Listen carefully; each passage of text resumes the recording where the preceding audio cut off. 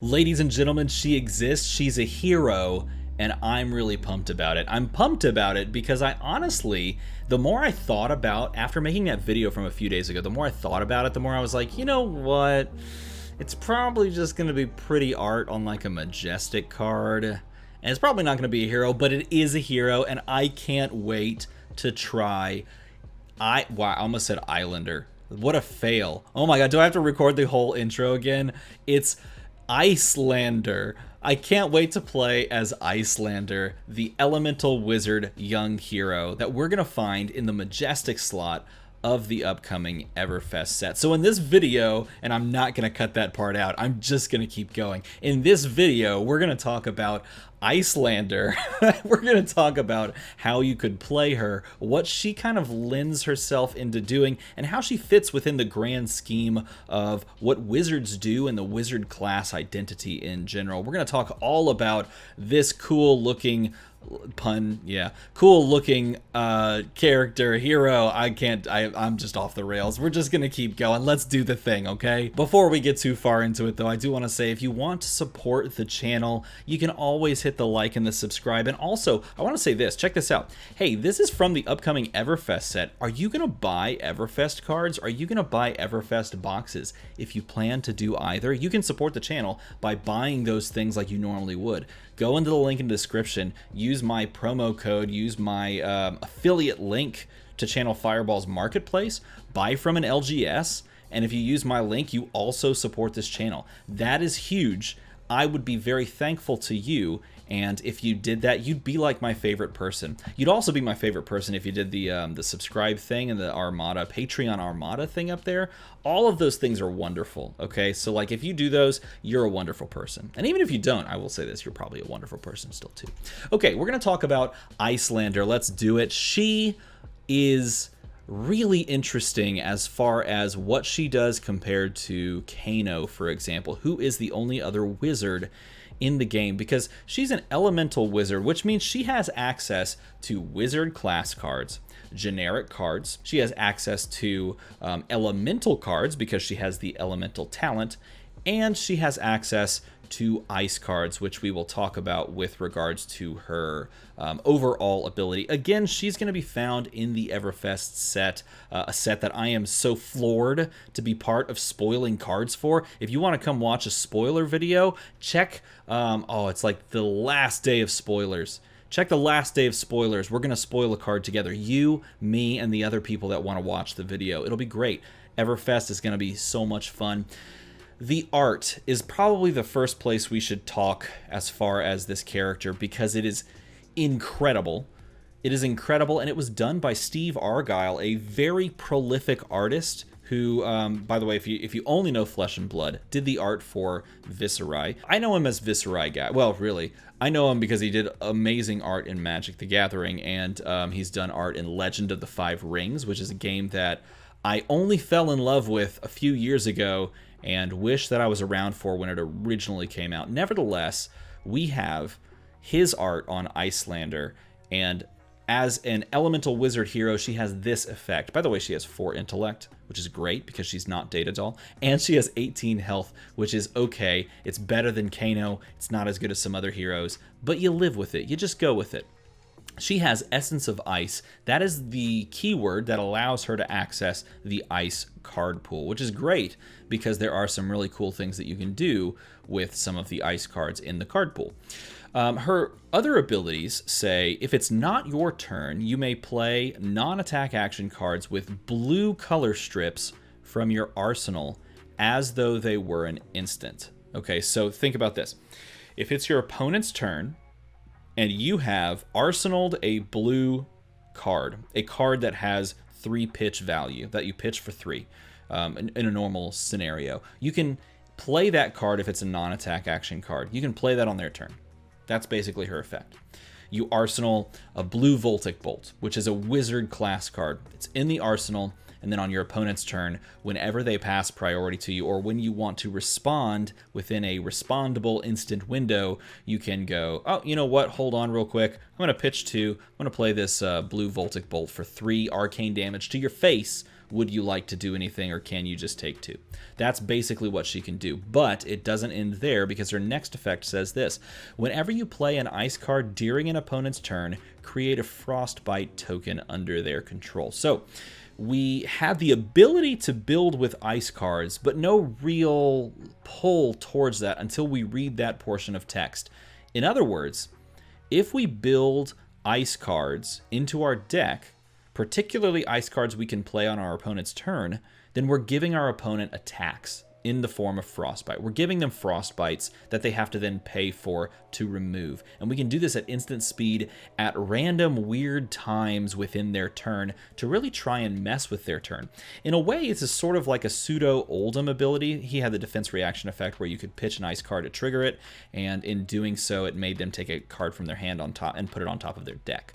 Think of it like that, but this is instead at instant speed, which means you have a few more timing windows that you can do things in. And instead of taking a card away from them and putting it on top of their deck, you're taking a card away from them most likely, and you're putting it on the bottom of their deck because they're having to pitch away extra resources if they didn't float anything. It can really mess with turns if your opponent has calculated exactly how many resources that they need to do this attack, and this attack, and this attack, and then all of a sudden they have to pay 1 extra. All of a sudden, their turn crumbles if they are very resource starved. Or if, for example, you're playing against Briar who pays no resources and wants to go attack, attack, attack, now you're causing them to pay a resource, and you're also saying, oh, by the way, while you're paying that resource, I am going to attack you for some arcane damage, perhaps. Something to that effect, right? This is what she can do in a nutshell, the general idea. Now, we'll talk more about what she wants to do, because what she can do and what she can do well may be 2 different things, and all of that centers around what she has access to in her various card pools. So let me tab over to that and show you some of the card pools. All right, so here we are on FabDB. FabDB, by the way, a fantastic place, and in my opinion, the #1 place to go and build your decks in Flesh and Blood. Period. End of story. This is where I build all my decks. So this is the browse cards portion of the website, and I can literally just go here and choose any of these, like class pools, and we can look at those. So for example, let's look at the class itself, and that is the Wizard class. So we're just going to choose Wizard and go down here. These are all Wizard cards, including some of the like equipment and things. Keep this in mind. Her ability, in a way, centers around using blues at instant speed. We don't have Kano's effect. We don't have the ability to, play off the top of the deck at instant speed by pitching 3 resources. And so instead, we're going to be thinking about arsenaling and playing from the arsenal. And that's a little bit different because we don't have this infinite combo potential to go, pitch Kano, pitch Kano, pitch Kano. I have 3 cards that I could play all at once, or in whatever order I want. Instead, we're looking at playing like 1 thing a turn. And that may mean that we don't have a huge damage output on our opponent's turn all at once, and maybe we play a bit more defensively. Maybe we choose to block more. Things that we would want to keep our eyes out for are things that are pretty decent from the arsenal, like Rousing Aether deals 2 arcane from the arsenal if you play it on your opponent's turn. Scalding Rain costs 1, deals 2 from the arsenal because it's blue and you can play it blue. But here's the first thing. When I read her effect, this is the first combo that I thought of. I can play Stir the Aether Winds blue into anything I want. And the first thing that I thought of with Stir the Aether Winds is probably what everyone thinks of. You just go Stir the Aether Winds. I guess I have to go back to page 1. Stir the Aether Winds into Forked Lightning. And this is like the classic Kano play, where you stir into Forked. And Forked Lightning, if you don't know the card, is a Majestic from Arcane Rising that says deal 2 damage to Arcane, deal 2 Arcane damage to target hero, and then deal 2 Arcane damage to target hero. And that number, the 2 Arcane damage and the other 2 Arcane damage, both numbers will change if you up the damage at all. So again, if I go back really quick and I go to Stir the Aether Winds, which I think is on the second page here. Stir the Aether Winds says you can play your next wizard non-attack at instant speed, basically, and if it has arcane damage effect, it instead deals that much damage plus 1. So the 2 Arcane and the 2 Arcane from Forked becomes 3 and 3. So you can basically do the Stir Forked combo with Stir in your arsenal, which is really cool. The other combo that I thought of with regards to what she can do, and this is more talking about combos than perhaps what her final playstyle will be, you can go something like Stir, which allows you to play at instant speed, into a Chain Lightning for 1. So far you've paid 3 resources. And this will deal 3 arcane damage since you played Stir, and allow you to play 1 more card, which is really interesting, at instant speed on your opponent's turn. So again, we have combo potential. Maybe we pitch 2 blues. We play Stir the Aether Winds into Chain Lightning, which deals 3 damage, into, oh heck, I don't know, like Aether Spindle red, because we had 2 resources left over. Something like that, right? These are little combos that you can do that all start from your arsenal with a card like Stir the Aether Winds, okay? Outside of that combo potential, it's really more about playing small incremental pieces of damage as far as the wizard cards are concerned. So if we're just looking at the wizard card pool, things like a 1-cost deal 2 in an awkward way that just can't be slammed down and blocked and instead forces your opponent to pitch resources, that's intriguing. Because Scalding Ranges deals 2 damage. Reverberate, where's Blue Reverberate's probably on the other page. Blue Reverberate deals 1, but it allows you, if your opponent chooses not to block it, to deal or to play an extra card from hand. Voltic Bolt for 3 is really solid overall because you just pitch 2, deal 3 arcane damage. There are other options. There's like some weird stuff you can do with Gaze the Ages if you like line up like a Stir into a Gaze. And Gaze doesn't really make as much sense, and this comes back to kind of what she wants to do versus what Kano used to want to do. Kano wants to combo off and deal a bunch of damage by setting the top of his deck. She doesn't want to do that. I think she wants to play more defensively, and this leads us to the next point, and that is talking about the ice cards at our disposal.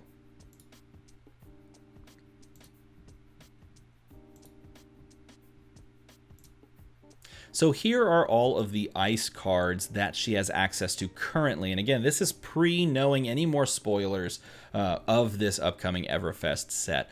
The number one thing that I saw commented on, just general comments on my post that I made about the card or on other people's posts, is that Channel Lake Frigid on your opponent's turn is nasty. And holy crap, Channel Lake Frigid on your opponent's turn is nasty, everybody, because if you flash down Channel Lake Frigid from your arsenal, because it's a blue pitch, paying 2 resources, on your opponent's turn, in response to some random thing that they do, maybe even before an attack, all their cards and activated abilities are now going to cost an additional 1 to do. And also, get this, because you're playing it on your opponent's turn, you don't actually do the Channel Ice effect until the end of your turn, after their turn finishes. So you play down Channel Lake Frigid, paying for it, and then maybe you do something else with a resource, or maybe you float the resource, who cares?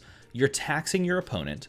It doesn't get a channel or a flow counter on it until the end of your next turn, which means you could hold an ice card in your hand, you could pitch it to do something, and then the first channel comes down. So it's almost as if this hits for an extra turn, and that's what's really gross. Channel Lake Frigid is already really good, but the fact that this basically, to a certain degree, could hit and stick around for an extra turn on your opponent's turn makes this a very powerful combo. And this is what I think she wants to do more than just combo off. As a wizard, she wants to use some little incremental, instant speed attacks, perhaps dealing some arcane damage, but she can play a much more controlling game through things like Channel Lake Frigid. She can also already just straight up play Blizzard because it's an instant, but you could play it from your arsenal, I guess, if you wanted to. You could already play it. It's an instant. It doesn't matter. When you play this card, it's going to do the effect, but then don't forget her second effect. She also, when you play this card, creates a Frostbite for your opponent. So even if they choose to pay 2 resources here, they're also getting a Frostbite token. Plus, I think this would resolve first, and then the Frostbite token would come into play. So they can't just like pitch 3 for this. I don't think. Either way, playing Blizzard and Channel Lake Frigid both seem absolutely nuts. Also, if you wanted to, you can play Heart of Ice because it's an ice equipment, and she can have ice cards. I think you could do that, right? That makes sense. I think you'd also play Code of Frost as well. I believe, because those are literally just ice cards. Here's the weird thing about this current setup, though. Just about every other ice card, besides these two, besides Pulse of Iceloft, which is surprisingly good. It's a defense reaction that is an ice card that if you play it, it blocks 6, and it, because of her effect, it creates a Frostbite token. Outside of that card, and then it's outside of all of these Winter's Bites, particularly this one, because you can play it on your opponent's turn, the rest of this stuff is not stuff that you're going to be playing on your opponent's turn. Like, you could maybe do Icequake to play on their turn, but it doesn't do anything. You could play this Blue Polar Blast and replace itself, which does seem okay. It replaces itself, and it gives them a Frostbite. But outside of that, it doesn't do anything. So if you are going to play pure arcane damage and a little bit of ice mixed in there, some of these cards you're just not going to get value on your opponent's turn. Now, maybe you still play them. Maybe you play a weird hybrid version of Battle Mage, right, where you're playing ice attacks and you're playing like Weave Ices and stuff like that so that you can feed your Channel Lake Frigids. But I don't think so. I think you just play this straight up as a wizard that can do wizardy things on their turn and then do a few wizardy things, but much more controlling with cards like Blizzard, Channel Lake Frigid, and one other card. And to find this card, we have to click Elemental, and I think that's it. Let me just try. If I do that, will it come up? It's loading. It's loading. It's loaded. Exposed to the elements. I put this card as a disappointment in one of my recent videos. I thought it would underperformed thus far. I was wrong. I'm sorry. I apologize deeply. This card's pretty good. And the fact that you can fit this into your deck because she has access to elemental cards means that you can now get even crazier with just being very disruptive. It is a very disruptive card in general. It can destroy things that your opponent would never allow you to destroy any other way. And because she has access to it, she is leaning towards the control side of things, which means if she's leaning towards the control side of things, we finally have a wizard that can play this card, Absorbent Aether. Now, probably the red one, but this card has always been like, not good. And now we have some very interesting possibilities, because if you're playing blue arcane damage cards from Arsenal, usually they only deal 1 or 2 damage. Just, they do 1 or 2 damage. The only one that doesn't I can think of is Voltic Bolt for 3. Absorbent Aether adds damage to that, and no matter which one you run, it adds 2 damage. The red blocks for 4, adds 2 damage, and you're like, well, you still have to pay 1 for it. Yes, you do, but if you pitch a blue, pay 1 for Absorbent Aether, and then after the fact, floating 2 resources, of course, play down any other blue, all of a sudden, you're over their defenses. For example, if you play down Aether Spindle blue from your arsenal or something like that, right? You defend with the Absorbent Aether, blocking 4, and upping your arcane damage. This Aether Spindle now comes across for 4, and it allows you to opt for whatever damage dealt by Aether Spindle. So this card, this blue card, which was innocuous at first, is now dealing 4, and no one runs Null Rune 4, right? Right? No one? Heck, blue Reverberate now deals 3 if it gets buffed. If you go 1 for the defense reaction, Absorbent Aether, 1 for Crucible of Aetherweave, and then 1 for this, Reverberate comes across for 4, and it gives you the capability of playing something. When it hits, it gives you the capability of playing something else from your hand. So this is what I think she wants to do. Defend when she defends, like block up, disrupt with ice cards, and then when you want to combo off, maybe when you draw into something like an Absorbent Aether, you can slam it down for some defense and then play some of these blues that have beneficial overall effects. Voltic still comes for 5 if you play this after an Absorbent Aether. So that is my prediction for what she could do prior to, this is straight up prior to what we find in this supplemental set. So there you go. That's my breakdown for Iyslander here. Iyslander looks like she's going to be a lot of fun. In fact, she's going to be so fun that I might just play her in an upcoming Ultimate Pit fight. I'm going to proxy her. Hey, would that be bad? Should I do that? Is that okay? Can I proxy her in a UPF? Tell me in a comment below. Tell me quickly, because the UPF is coming up quickly, and I kind of need to make a deck. Should I proxy her? Would that be fun? Would you like to see me play Iyslander, an elemental wizard in a UPF, where wizards generally don't fare very well? If you do want to see that, leave a comment down below. Also, if you'd like to see the deck that I put together for Iyslander based on the ideas that I've shared here, leave the comment down below as well, and I will put together a deck tech for the card I don't actually own, which is going to be weird. I'm just going to like put that card on the screen or something.